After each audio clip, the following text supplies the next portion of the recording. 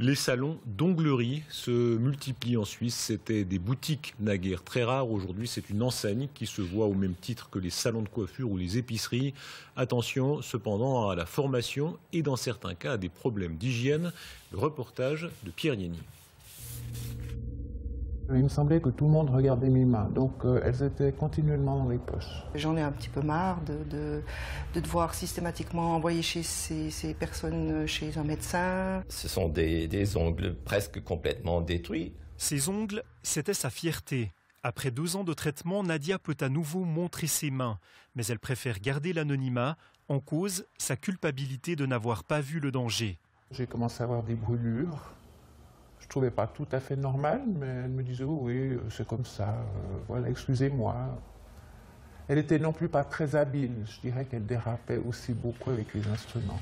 Rapidement, les mycoses s'installent. Nadia change de salon et rencontre Nathalie Brugère, une prothésiste ongulaire qui dénonce les dérives du métier. N'importe qui peut aller prendre un cours d'1 semaine pour apprendre à mettre du gel sur des doigts. Vous pouvez avoir accès à toutes ces informations sur Internet sans forcément avoir les informations qui alertent sur les maladies de l'ongle, sur l'hygiène dont on doit faire preuve dans ce métier. Donc on ne s'improvise pas prothésiste ongulaire. Problème, aucune formation reconnue n'est obligatoire. Certains salons font donc preuve d'amateurisme. Ce spécialiste met en garde. Un salon qui n'est pas absolument propre, il faut se méfier. Il faut observer si les employés utilisent des outils à usage unique ou qui sont toujours stérilisés, pas seulement désinfectés avec un peu de spray d'alcool.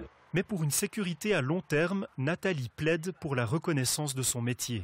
Moi, je suis choquée de voir qu'on n'est toujours pas reconnu et que rien ne se met en place pour qu'on puisse être, à un moment donné, protégé par la loi, nous, les prothésistes, et les clientes. Il faudra pourtant patienter. L'obligation d'obtenir un diplôme fédéral en onglerie n'est pas à l'ordre du jour.